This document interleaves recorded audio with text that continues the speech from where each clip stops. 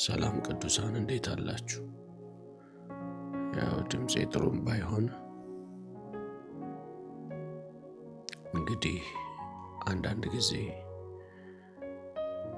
በሕይወታችን እንደዚህ አይነት ነገሮች ይገጥሙናል። ብዙ ጉዳቶችንና ብዙ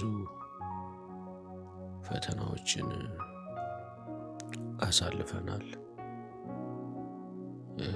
በሐዋሳ የገጠመን ግን የመታደጊያ ምኩራብ ቤተክርስቲያን ላይ እጅግ ልብ የሚሰብር ነው።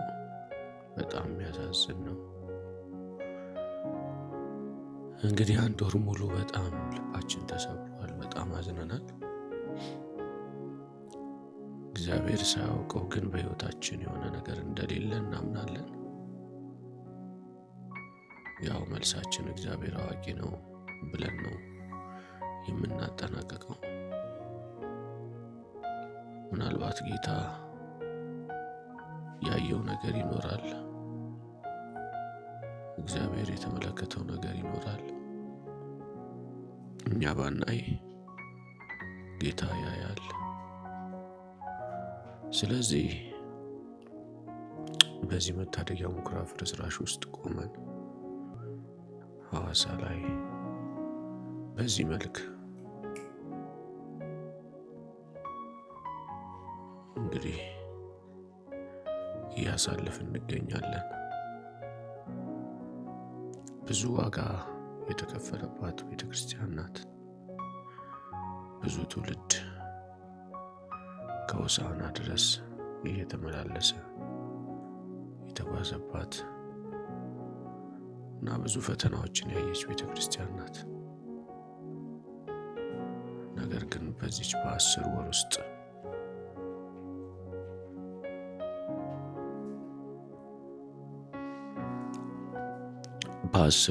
አገልግሎት ውስጥ የገጠመን ፈተና በጣም ከባድ ነው።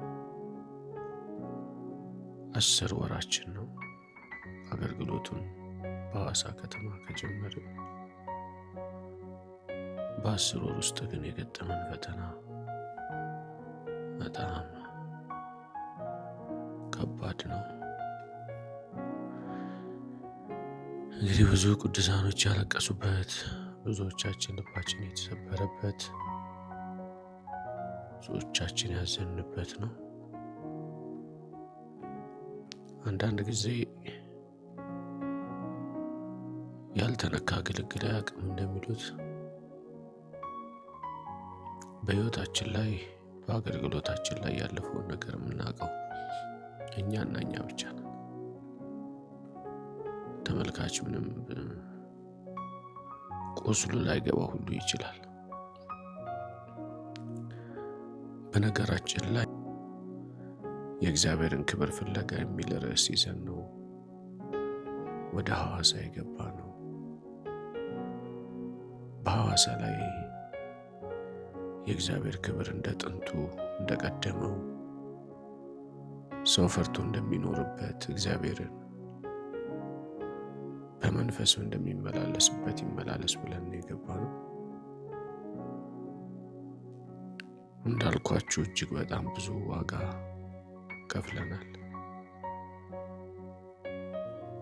እንደ ቤተ ክርስቲያናችን አገልጋዮች በሆሳዕና ላይ የሚገኙ ብዙ አገልጋዮች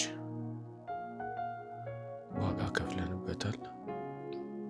ከዛም ባለፈ በሐዋሳ ከተማ የሚገኙ ቤተ ክርስቲያናት ላይ ያሉ ትልልቅ አባቶች አጠገቤ በመቆም ይህን ራዕይ እንዲሰፋ ቤተ ክርስቲያኗ ከፍ እንድትል እንድታድግ ላይ የሚገኙ ትልልቅ አባቶችና የቤተ ክርስቲያናት መሪዎች እንዲሁም የቤተ ክርስቲያናት ካውንስል መሪዎች ብዙ ሰፖርት ያረጉት አገልግሎት ነው። በጣም ብዙዎች የእግዚአብሔርን ሐሳብ እንድናስቀጥል በጣም ዋጋ የከፈሉልን ሰዎች አሉና በቃ እንግዲህ አንዳንድ ጊዜ ከሌለ የለህም የሚሉት አንዳንድ ነገር አለና እኛ እግዚአብሔር ነው ያለን፣ ሌላ ነገር የለንም። ከሌለ ደግሞ የራሱ ጉዳይ ትባላለህ። ልክ እንደዚህ በቃ እንግዲህ በሐዋሳ ያለን አገልግሎት ይህን ይመስላል። ከፍርስራሹ መሃል ሆነን ይህን ድምፅ እያስተላለፍን እንገኛለን።